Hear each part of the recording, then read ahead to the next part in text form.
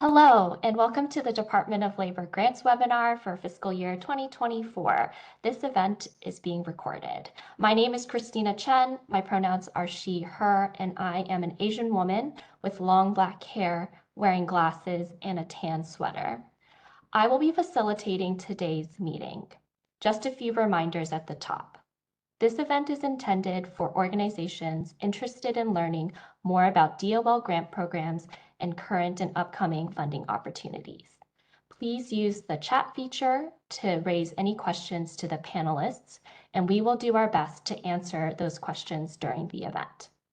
If you need Spanish interpretation, please click on the globe icon in your menu to switch to the Spanish audio, and I will drop some of those instructions in Spanish in the chat shortly.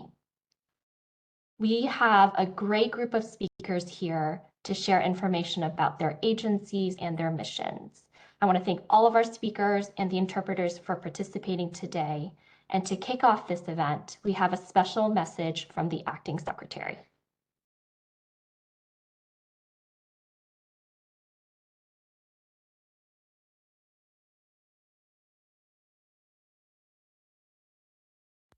Hello, I'm Acting Secretary of Labor, Julie Sue.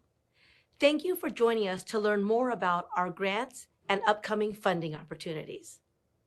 At the Department of Labor, we're focused on making sure all workers, including those who have been left out for far too long, have access to good jobs.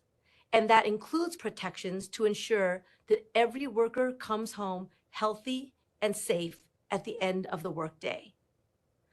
Our federal funds are a key part of that work to reach millions of people every year and fulfill our mission. And we need partners like you to deliver on the promise of these investments. But I know that sometimes the federal government can be hard to navigate. That's why our goal is to make this information as clear and accessible as possible. Today, my team will share more information about our funding opportunities, what they can accomplish on the ground, who they are designed to serve, and where you can find more information. I also want to point out a few common themes and core tenets of our work. First, we want to build an economy that leaves no one behind.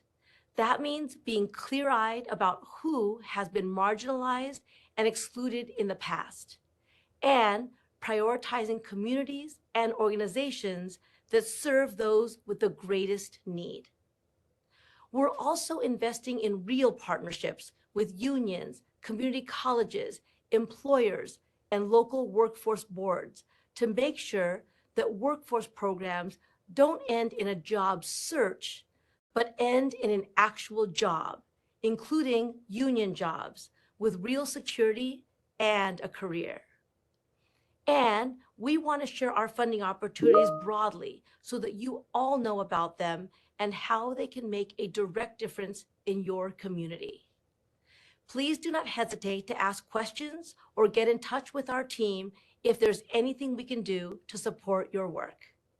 And again, thank you for joining us today and for all that you do to turn federal dollars into real impact for workers and their families all across the country.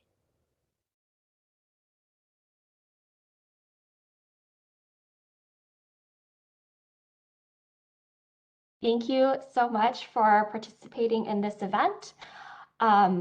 Next, we will have speakers from several of our department agencies lined up to share information about their grant programs. Following those presentations, we will share some information about the grants application process and take a few questions. Please use the chat feature to raise any questions to the panelists. And first to speak, we have Laura Watson from our Employment and Training Administration.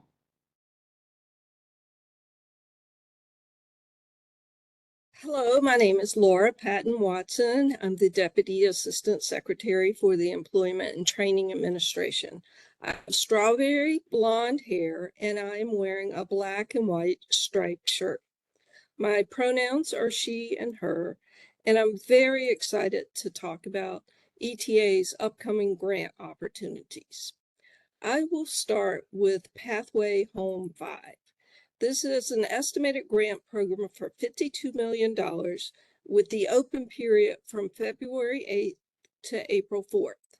And the award announcements will be in the early summer of 2024. The target population for this announcement is historically underserved communities, justice-involved individuals, Native American tribal communities, opportunity youth rural communities, veterans and returning service members and women, Latino communities, and Afro descent communities.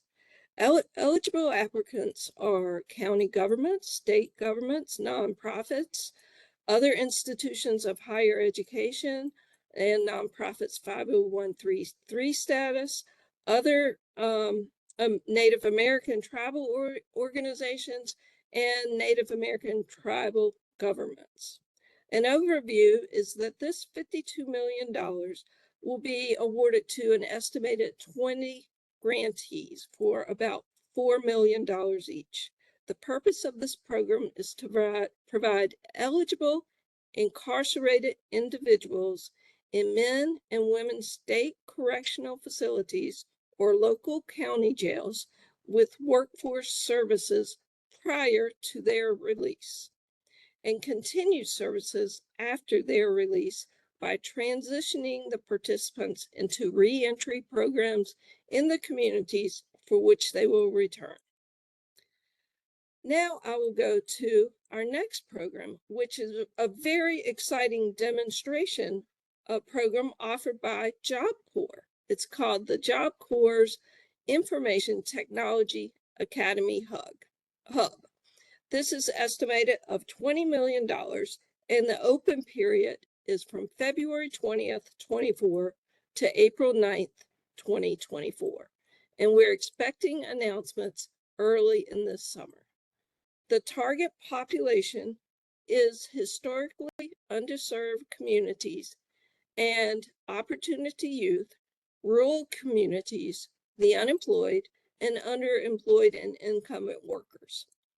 Eligible applicants are Native American tribal governments, federally recognized, Native American tribal organizations, for-profit organizations, or other than small businesses, private institutions of higher education, nonprofits that do not have the 503 status with the IRS, other than higher institutions of education, and nonprofits having the 503 status. The overview is this FOA will be awarded up to 5 cooperative agreements through a competitive process for the Job Corps' Information Technology Academy. The purpose of this program is to provide and expand career technical training and career outcomes for Job Corps students, specifically in information technology. Many of you know that apprenticeships are a proven method of earning as you learn, and we are fortunate that Congress has recognized this model as being successful, and we have 2 opportunities this year. We have state apprenticeship expansion grants, which are up to $100 million, and this opportunity is open from February 21st, 2024 to April 4th, 2024, with announcements in the early summer. The targeted population is historically underserved communities, justice-involved individuals, opportunity youth, rural communities, states unemployed or underemployed and incumbent workers, veterans and returning service members, women, workers with disabilities, and other historically underserved communities. Very important for this one, state governments are the only eligible community. The overview is for DOL to solicit a round 2 of state expansion formula grants as part of the second installment of our continued 5-year investment plan. And now we'll go to our second apprenticeship program called Apprenticeship Building America. Total funding is estimated to be $95 million, and the open period is February 21st, 24 until April 15th of 2024. And these awards will be announced in early summer.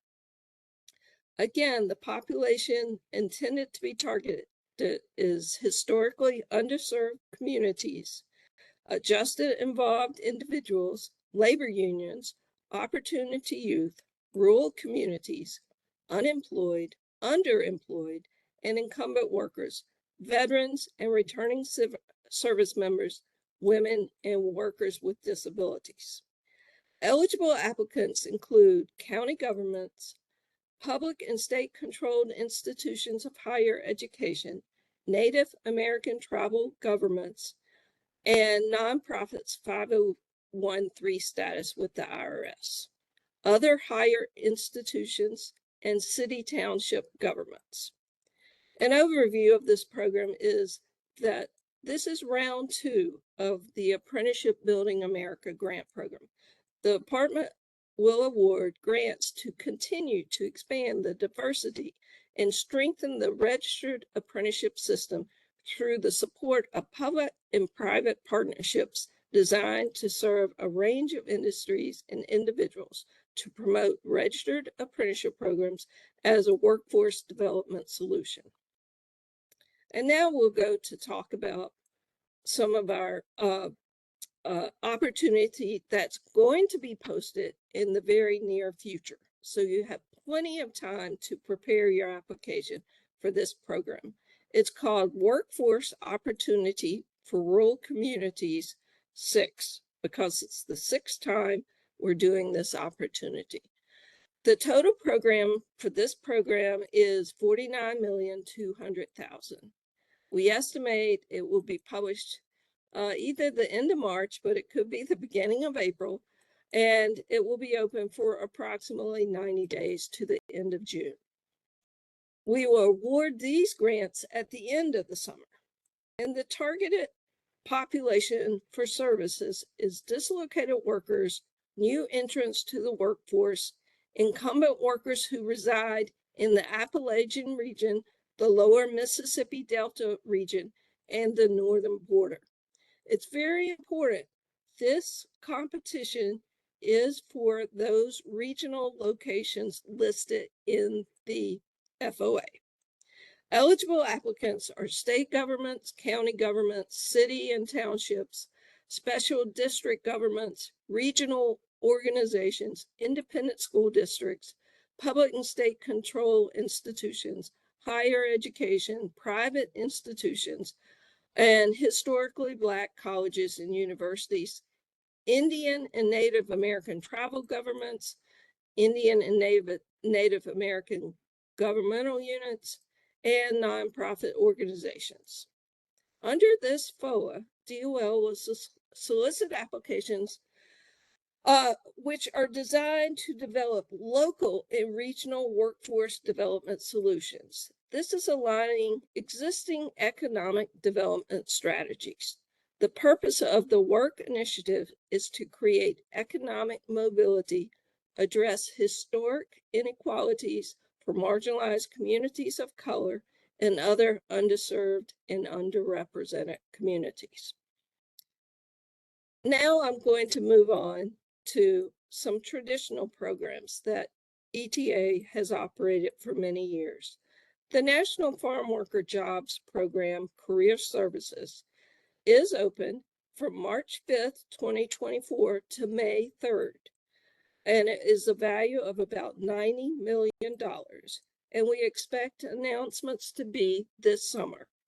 The target population is historically underserved communities, youth, opportunity, rural communities, unemployed, underemployed, and incumbent workers, women, and farm workers.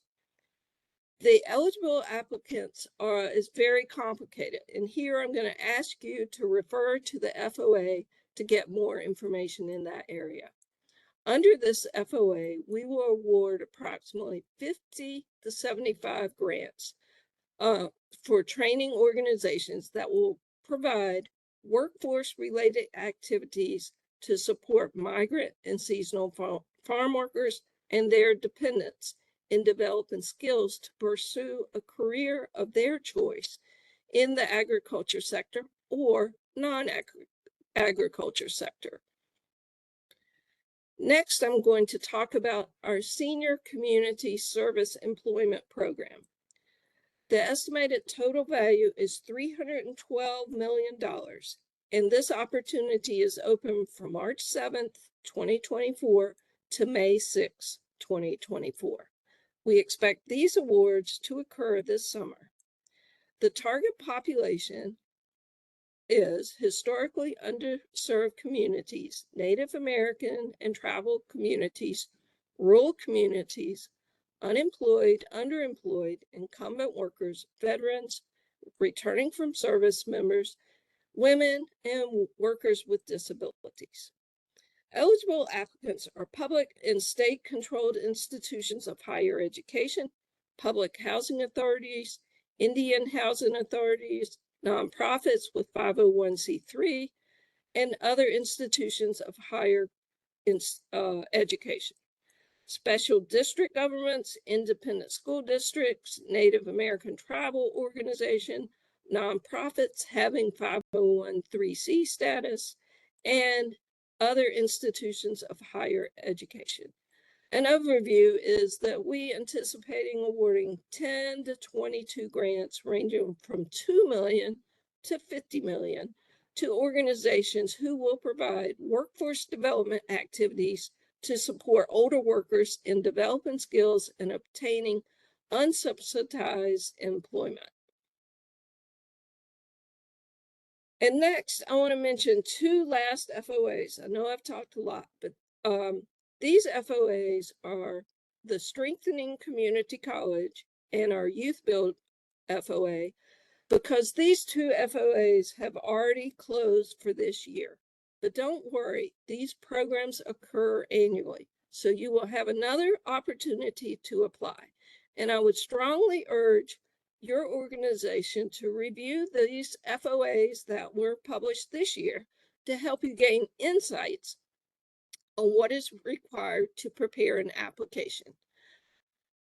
More details are the Strengthening Community Colleges training grants are approximately $65 million. And these are grants for community colleges to serve dislocated workers, individuals involved in the justice system, Native Americans, underemployed, unemployed, and those veterans, as I mentioned before, and workers with disabilities. Eligible applicants are higher education institutions or consortiums, public and state controlled institutions of higher education, and tribally controlled colleges and universities.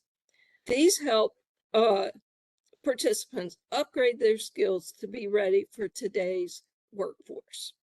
And the last one that we'll be repeating again next year is Youth Build.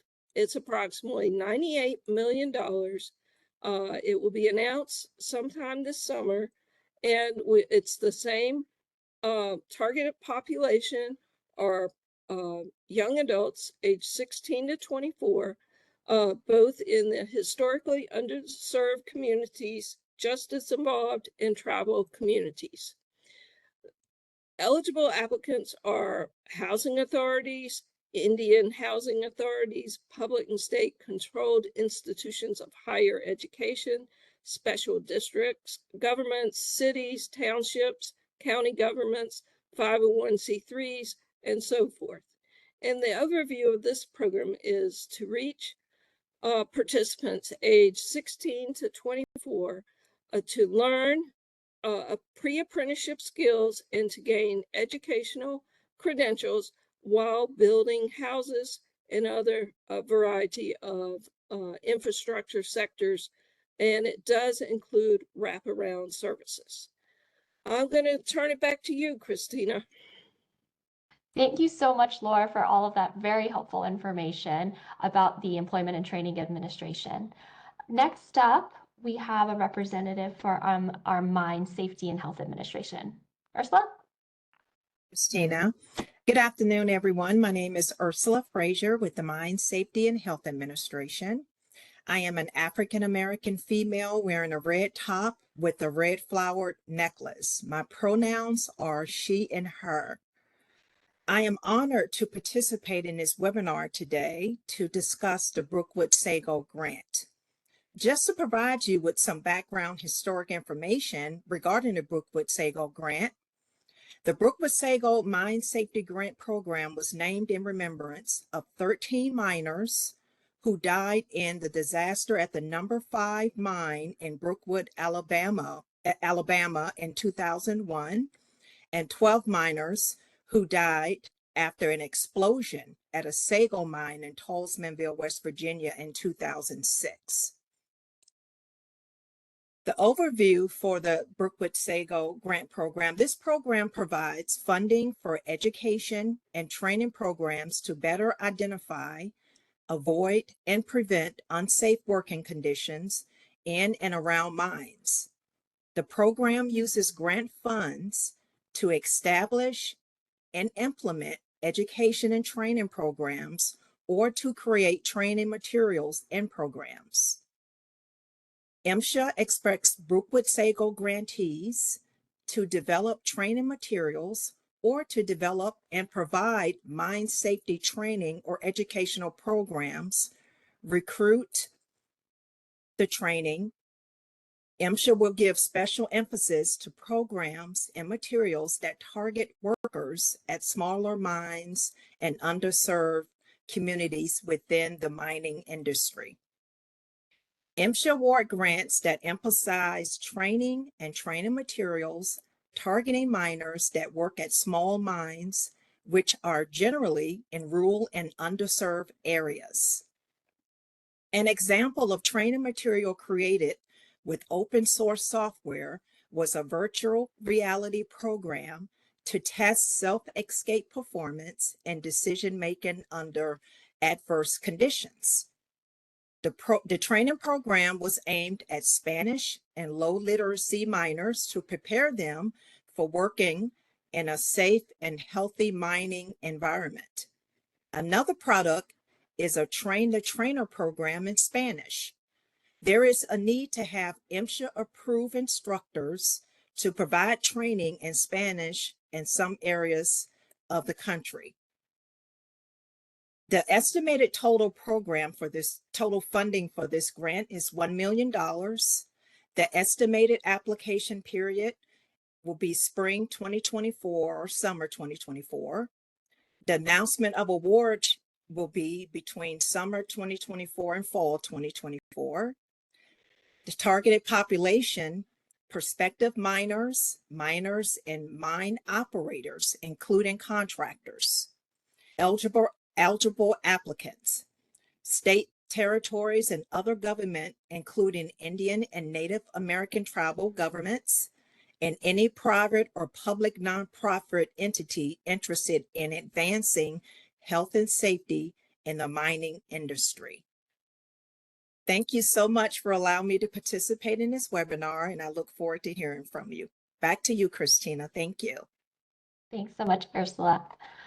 Next up, we have our Occupational Safety and Health Administration.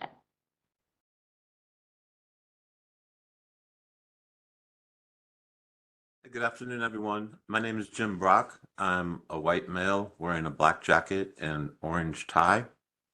I'm the Director of Training Programs and Administration in OSHA's Office of Training and Education, and I'm happy today to talk with you about OSHA's Susan Harwood Training Grants Program. The Susan Harwood Training Grants Program funds eligible nonprofit organizations to develop and deliver occupational safety and health training. Eligible organizations include qualifying labor unions, community-based, faith-based grassroots organizations, employer associations, Native American tribes, tribal organizations, Alaska Native entities, Native Hawaiian organizations, and other Native-controlled organizations that are not an agency of a state or local government, and public and state-controlled institutions of higher education. The Susan Harwood grants are an annual competitive grant, which are subject to the availability of federal funding via a specific congressional appropriation. And typically that annual funding amount is between $10 and $13 million.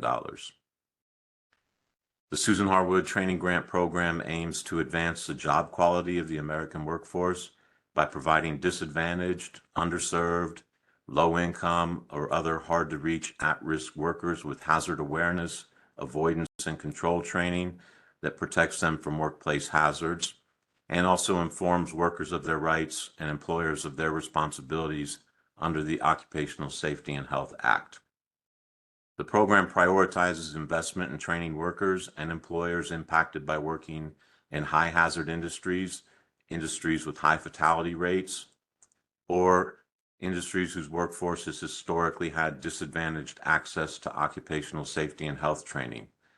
Those may include young, temporary, minority, low literacy, limited English speaking, and other disadvantaged and hard to reach workers and worker communities. OSHA plans to publish 3 funding opportunity announcements, FOAs, for 2024. They are targeted topic training, training and educational materials development, and capacity building grants. The funding opportunities will be released this summer, and applicants will have between 45 and 60 days to submit a viable application. Award decisions will be announced no later than September 2024, and grant awards are for a 12-month performance period that begins September 30th, 2024. At the end of the grant performance period, training materials developed by grantees will be posted on the OSHA website, where they will be available to anyone for download. So first, let's talk about the targeted topic training and the training and education materials development grants, which are a little similar. These grants must address an OSHA specified occupational safety and health topic from a list of topics that will be provided by OSHA in the FOA. Targeted topic training grantees may either develop their own quality safety and health training materials, or they can revise and use existing materials in order to present training to multiple employers and workers on addressing safety and health hazards in their work environment. Targeted topic training grantees are required to conduct a sufficient number of training sessions to meet the requirement of the grant. Training and education materials development grants develop classroom quality safety and health training and educational materials for distribution to a wide range of audiences. The maximum funding for the targeted topic training grantees is $160,000, and the maximum funding for training and education materials development grantees is $75,000. Capacity building grants support organizations in developing a capacity for conducting occupational safety and health training programs. The capacity building grants will assist applicants by allowing time and money to be used in developing their new training capacity plan, including the hiring of experienced and qualified personnel within their organization. Capacity building grantees must validate their capacity building plan by conducting at least one small pilot training session to their proposed audience on their proposed topic. Capacity building grantees that successfully execute their work plan are then eligible for up to 4 additional 12-month capacity building follow-on grants to continue developing their occupational safety and health training capacity. The follow-on grants are non-competitive. The maximum funding for capacity building grantees in that initial year is $100,000, and OSHA anticipates starting the capacity building follow-on grants at a maximum level of $180,000. Upon completion of a 4-year capacity building grant, the grantees are expected to have developed a sustainable and scaled occupational safety and health training program that allows them to then apply for targeted training topic or training and educational materials development funding opportunities. And I wanted to bring to your attention We are going to deliver a national How to Apply informational webinar on the Harwood Training Grant Program the last week of April, tentatively scheduled for April 30th, 2024. And you can get notified of that opportunity by checking out the Susan Harwood landing page on OSHA.gov. And with that, I will turn it back over to Christina. Thanks so much, James. Up next, we have our Women's Bureau. Thanks, Christina. Hi, everyone. I am Gail Golden. I am Deputy Director of the Women's Bureau. I'm a white woman with gray and brown hair, and I'm wearing a lavender shirt today, a black blazer, and I have brown glasses on. Women's Bureau is over 100 years old, and it is the only federal agency with a congressional mandate to dedicate the entirety of its capacity to improve conditions and outcomes for women in the American workforce. Our strategic interventions in this moment are to ensure women and other underserved communities gain access to the jobs created by the significant investments being made in infrastructure, and ensuring these construction and manufacturing jobs are good jobs. Continuing to build momentum for investments in our country's care infrastructure to disrupt the negative impact unpaid caregiving has on predominantly women as their family's primary caregivers, and to end the pattern of poverty to paid care workers. Finally, to eliminate gender-based harassment, discrimination, and violence in all forms in the world of work. To do this, we conduct cutting-edge research and analysis on women in work. We are deeply embedded in communities across the country through our regional offices and teams, and we use our grant-making authority to improve the lives of women in very specific ways, which I'll tell you about. Our offices offer 2 competitive grant programs each year. The first one is the WANTO, or the Women Apprenticeship and Non-Traditional Occupations Grant Program. And the second is Fostering Access, Rights, and Equity Grant Program, or FAIR. What the grants are: the WANTO grant funding supports community-based organizations who offer technical assistance to employers and to labor unions to successfully recruit, train, and retain women in apprenticeships and non-traditional occupations, as well as expand women's employment opportunities and labor force participation. The FAIR grant funding supports organizations that undertake projects to assist marginalized and underserved women workers who have been disproportionately impacted by workplace gender-based violence and harassment. The target population of the Women's Bureau grants is primarily women. It includes transgender women and non-binary individuals. In recent years, we are especially targeting women from underrepresented groups and marginalized women workers. The ultimate goal of the WANTO grant is to get more women into high-paying jobs, typically dominated by men. And to that end, WANTO grantees are working to develop pre-apprenticeship or non-traditional skills training programs to prepare women for those careers, provide ongoing orientation for employers, unions, and workers on creating a successful environment for women to succeed in those careers, and set up support groups, facilitating networks, or providing support services for women to improve their retention in the workforce. The ultimate goal of the FAIR grant is to prevent and address gender-based violence and harassment in the world of work, which includes activities that occur in the course of, or are linked with, or arising out of, by conducting education and awareness activities on workplace rights and benefits. The grants will assist women workers impacted by gender-based violence and harassment in the world of work by building awareness through dissemination of information and educational materials, by implementing worker and survivor-driven strategies that address workplace risks to prevent workplace gender-based violence and harassment, by connecting women workers to services, benefits, and other legal assistance as needed, and are reasonable and are available to the community, and empowering women by helping them to become focal points for rights and assistance in their own communities through Train the Trainer and other activities. Those grants are available to community-based and nonprofit organizations. And in previous years, these grants have been open for applications in the spring and have been awarded in late summer or early fall. So keep an eye out on our website in the coming weeks. Thank you so much. We're very excited to have you learn more about our grants program. So please stay tuned to the DOL.gov grants website. Thanks so much, Gail. And before we move on to the next speaker, I did just want to note that we will be posting a recording of this event to our webpage in the weeks following today. So please feel free to reference that as a tool later. Up next, we have our Bureau of International Labor Affairs.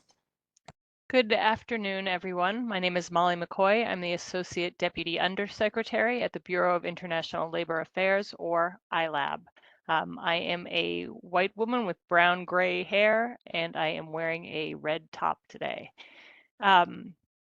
One thing to note with ILAB right off the bat is that our grants work a little bit differently than the other agencies we've heard from today. Our grants are entirely focused on work that is done overseas.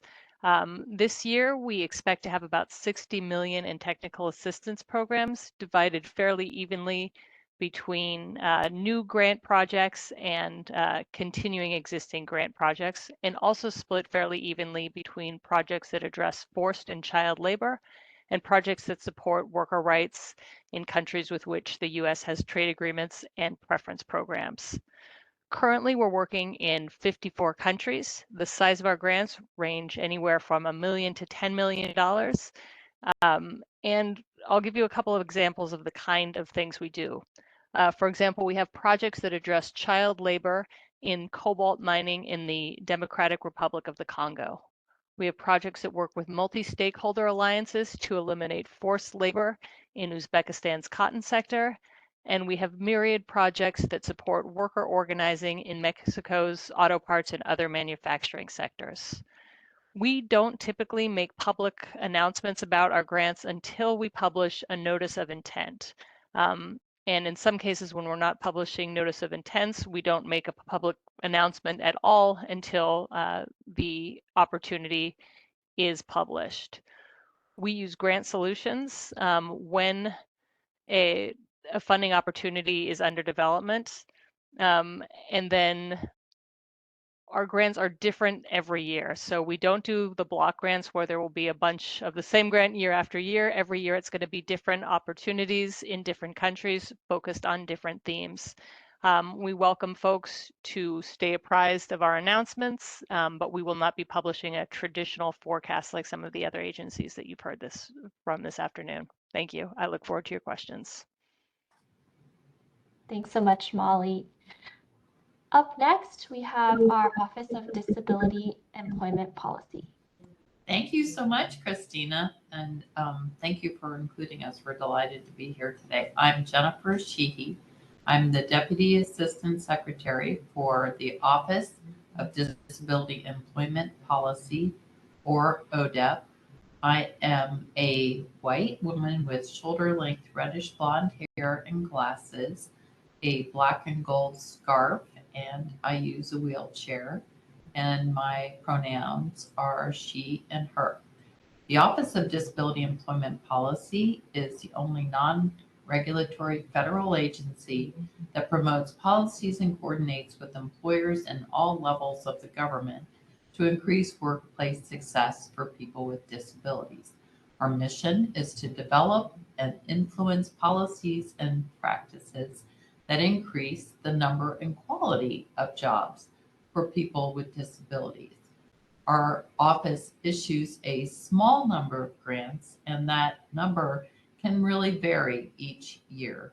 We issue grants as cooperative agreements, which means our team will work closely with the grantees to develop work plans and manage the work making changes along the way as we both deem necessary in order to execute the goals of the grant. So we have a few grants that we're highlighting today on the PowerPoint here. Our first is the Leadership for Employment and Economic Advancement of People with Disabilities, or the LEAD Center. We issue policy development and technical assistance centers. We also issue grants as demonstration grants, but the grants such as the LEAD Center, and I'll mention Cape Youth within these two types of grants, the Center for Advancing Employment for Youth. These are policy development centers that identify and develop policy solutions based on experiences in states or service providers or the workforce system, for example, to scale and ensure that the systems can competently serve people with disabilities and improve the results of employment for people with disabilities. Our retained grant, the next one, Retaining Employment and Talent After Illness Injury Network, is what we call a demonstration grant. And that is a grant through which we test and develop policies and practices to identify which practices are effective. And then we look at policy solutions that allow us to scale those practices across a larger population or demographic area, say across the country in federal legislation, for example, in order to improve those outcomes for as many people with disabilities as possible. We just issued I'm going to skip the Equitable Transition Models competition. We haven't awarded those grants yet, but this is another demonstration grant. And the recipients of these grants are typically state agencies, but they are required to have a consortia of lead partners so that they are showing how they can work together with other state agencies or community-based organizations in order to execute the grant. The Job Accommodation Network is a grant that serves workers and supervisors as a consulting technical assistance center. It is a one-on-one confidential consulting center that gives advice on individual accommodations for any disability and any job. And then our Employer Assistance and Resource Network on Disability Inclusion is a technical assistance center for employers. We help employers by identifying the barriers they face when trying to recruit, hire, retain, and advance people with disabilities. And we share best practices that have been proven effective in other employers or through our research to help them meet their workforce needs with people with disabilities. So who can apply? Typically, our grants are the recipients, the lead grantee is a state or a state agency, institution of higher education, and research institutes or nonprofit organizations. Most of our grants, as I mentioned, required a lead grantee working with a leadership consortium. ODEP does not have additional grants that we will award in 2024, but we have a variety of grants that will be on our horizon in coming years. Funding opportunity announcements are released throughout the year. Thank you. For more information on our agency's grants, please visit dol.gov/ODEP. And for more information information on how to apply in the future, go to dol.gov/grants. Thank you, Christina. Back to you. Thanks, Jennifer. And for our last presentation, we have our Veterans Employment and Training Service. Hi, good afternoon. My name is Maria Timikel, and I'm the Director of Grants and Training at the Veterans Employment and Training Service. We have one competitive grant, the Homeless Veterans Reintegration Program. HVRP is an employment-focused competitive grant, and it is the only grant that exclusively provides employment support services to veterans who are at risk of or experiencing homelessness. We ask our grants to address the complex employment-related needs and support services. And they're allowed to do that through what we call wraparound services. So it's imperative that our grantees connect with the Department of Veterans Affairs, the Department of Housing and Urban Development, the Department of Defense sometimes, to make sure that they are making the right connections and provide the services that are needed to our veterans who need to reintegrate into the workforce. Now, our grant closed, we had it open and it closed recently on March 11th. It was posted in grants.gov. And based on future funding, we will compete this grant again next year. Now, we also offer support for organizations that want to apply for our grant, and you can look at some of those resources are available at www.nvtac.org. That is our National Veterans Technical Assistance Center. We have what we call a bidders conference. So before we publish any funding opportunity announcement, we will engage with the public and share with them the previous year's FOA and walk people through it, answer any questions you may have, give people any additional resources they may need to pull an application together. Then once the application is published, we have what we call a prospective applicants webinar. And that's where we go through that particular published funding opportunity announcement and walk people through how to read the announcement, how to find the different pieces that are needed in your application. Both of those are available on nvtech.org and can be accessed now, and you can take a look at what those look like for this particular year. We do look forward to posting again come next year on grants.gov. Thank you, Christina. Thanks, Maria. And thank you to all of our department speakers and the information they've shared about their grant programs. Hopefully you found that helpful, and hopefully you know a little bit more about some of the opportunities and how maybe your organizations align with some of the goals of our programs. Next, we are going to talk through some of the common questions about the grants application process and hopefully take a few of your questions. And for this part, I'm going to ask Laura Watson to join me to answer some of these questions. Let's see, Laura, I think probably the question we get the most often, especially from newer organizations, is how can we apply? Can you share some of the key steps in the process?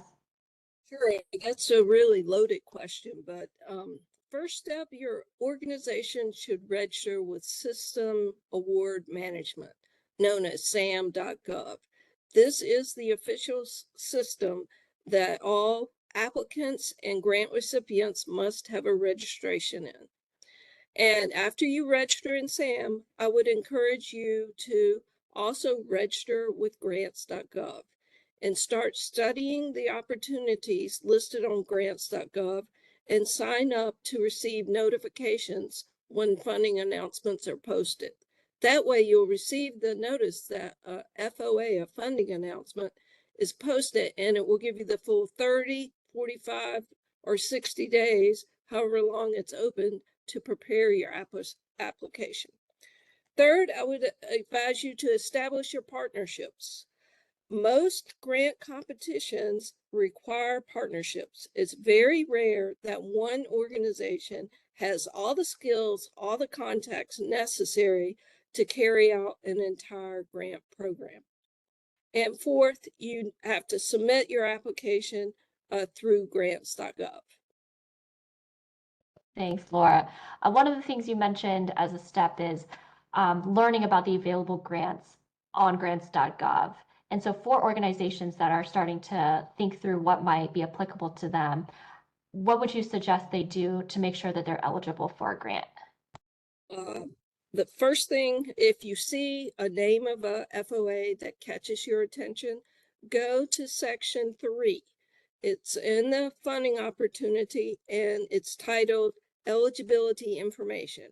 And in that section, it will list the types of organizations that are eligible for that particular grant opportunity. Thanks, Laura. I'm going to maybe condense some of these questions together given our time. So the next couple of questions, can you talk about some of the common pitfalls, maybe some of the myths that people have heard about, including whether they should submit a letter from their representative? Certainly happy to talk about that. More than likely, no, you do not need a letter from your representative. But I always say check the funding announcement just to make sure. Other common pitfalls are waiting until the last minute.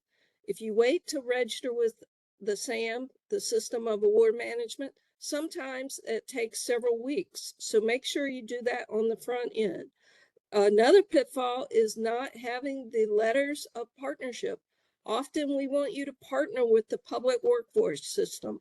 We want you to have a letter from the local workforce board. We want you to have a letter from industry that will supply the jobs that you are training these participants for. So work on your partnerships and your registrations that are necessary. Thanks, Laura. Some of the groups might be hearing about these opportunities for the first time today. Maybe they are interested in a grant opportunity, but might not have the resources or time to apply this year. Can these organizations apply in future years?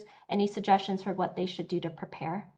Definitely. As I mentioned before, some of our programs are repeat programs. So Youth Build, the Strengthening Community Colleges, the Pathway Home, the Work are all repeat programs. If you're not ready this year, look at the FOA, start getting those partnerships together. Go ahead and register on sam.gov, register with grants.gov. You can begin to think about your application 12, 15 months ahead of time, and that will only help you when you are ready to apply. Thanks, Laura.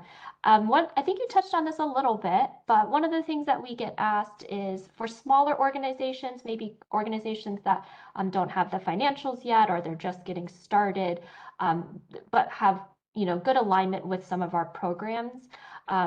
What can those organizations do to be part of this?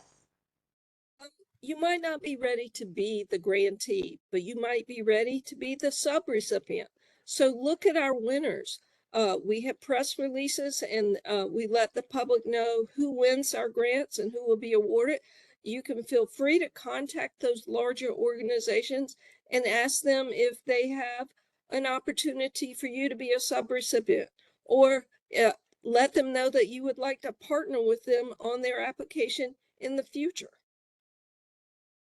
Thanks, Laura. And if organizations, we hope more organizations will apply, but we know some might not make it this year, or they might not be successful. Will they get feedback on their application? For the Employment and Training Administration, we have so many applications. We cannot meet with you and offer you that individual technical assistance that Maria was talking about. But what we can do is provide feedback from the panel to you. It will be exactly what the panel has rated you on, and we would certainly supply that to your authorized representative and give you that feedback. Thanks, Laura. And the last of our common questions here is for organizations that maybe are not directly aligned with some of our funding opportunities, are there open or other funding opportunities? We don't have the luxury of having just a lot of appropriated funds that are not earmarked for either certain grantees by Congress or for specific programs by legislation. So if you're wanting a grant from the Department of Labor, please look at our funding announcement opportunities, and that would be where you have opportunity for those grant funds. Thanks, Laura. We did get a few questions in the chat. So Laura, hoping you can help answer some of these as well. One is if an applicant has already applied for the Homeless Veterans Reintegration Program, can they also apply for a Pathways grant? More than likely, yes. Please look at the eligibility. If you're a nonprofit that was HVRP, I'm pretty sure a nonprofit can apply for Pathways Home. So if you're eligible, I would encourage you to apply for more than one opportunity. Grant applications and awards are very competitive. So see how many fit your organization. Thanks, Laura.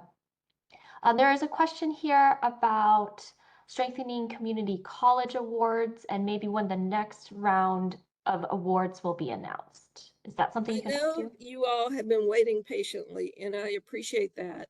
The reason we had to hold those announcements is because we had to wait for this year FY24 appropriation.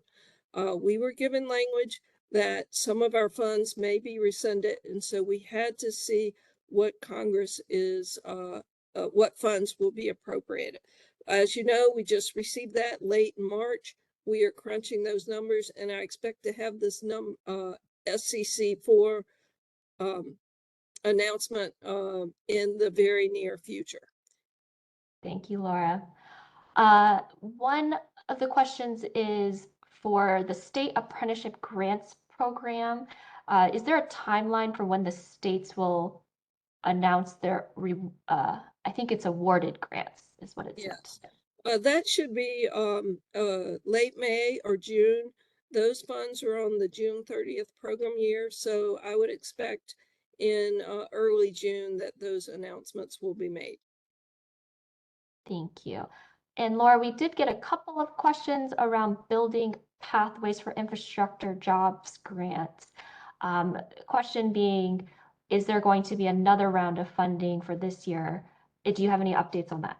We're looking into that right now. Again, that was tied to our FY24 appropriation. If you follow our appropriation closely, you know that Congress has rescinded H-1B funds the last several years. So we have that dollar amount that will be rescinded, and we will be balancing our books and seeing if we have enough funds to do another announcement, another set of awards. And so that should be coming in the near future, not immediately, but now that we have our appropriation, we can make those determinations. Thank you, Laura. I'm going to squeeze in one question for MSHA if we still have Ursula here. And the question was on the time frame for any non-Brookwood Saco mine safety funding opportunities. Is that something you can answer? I'm sure it's relating to the state grants. So the time frame to announce MSHA state grants will be in the spring, summer time frame. Great. Thank you so much, Ursula. I'm sorry if we couldn't get to all of your questions. Hopefully some of the answers that we provided were helpful to you and your organizations. I want to thank you again for joining us today.